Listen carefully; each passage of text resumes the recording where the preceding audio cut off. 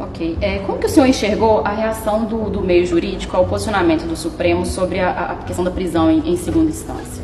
Eu sempre tive comigo que não era necessário aguardar o recurso especial junto ao Superior de Justiça, nem o extraordinário junto ao Supremo Tribunal Federal.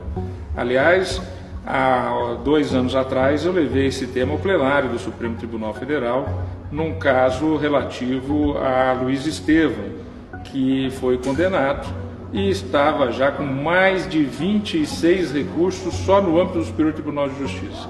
Quando eu recebi o processo em meu gabinete, ele estava naquele dia, era o último dia para decidir, porque no dia seguinte já haveria a prescrição. Ou seja, se eu não tivesse tomado uma atitude drástica de entender aqueles recursos protelatórios, o que foi confirmado pelo colegiado, ele estaria solto, porque teria prescrito através deste artifício de inúmeros e inúmeros recursos. Então eu penso que essa decisão do Supremo Tribunal Federal foi correta, porque havendo já os juízos ordinários que julgam o fato, os tribunais superiores julgam a legalidade. Ele não julga se o fato ocorreu ou se o fato não ocorreu, ele julga a legalidade. A não ser naqueles casos em que originariamente o Supremo tem que julgar, que são os casos chamados de autoridades com foro de prerrogativa de função, como os parlamentares e os ministros. Pois bem, mas nos casos normais, o que ocorre? Um juiz na sua cidade, o Tribunal de Justiça, o Tribunal Regional Federal, no seu estado, na sua região, é que analisa se o fato ocorreu, se o fato não ocorreu, se houve culpa, se não houve culpa. O que os tribunais superiores decidem? Se aquilo ocorreu dentro da legalidade. E 98% dos casos, 99% dos casos, aquilo ocorreu dentro da legalidade.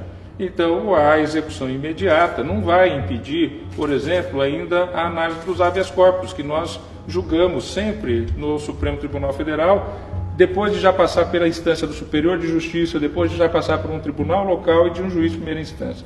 Então, nós temos hoje enormes mecanismos de proteção ao acusado, garantindo a ampla defesa. O Brasil é um dos países no mundo que mais garante ampla defesa, até porque nós passamos por 2 períodos de governos autoritários, que foi o período Getúlio Vargas do Estado Novo de 1937 a 1945 e depois o governo militar de 1964 a 1985. Com isso, a Constituição de 88 criou mecanismos enormes de proteção à defesa do cidadão. E nós temos isso e o judiciário sempre está aberto à decisão. Eu mesmo recebo em torno de 10 a 15 habeas corpus por dia em meu gabinete para análise.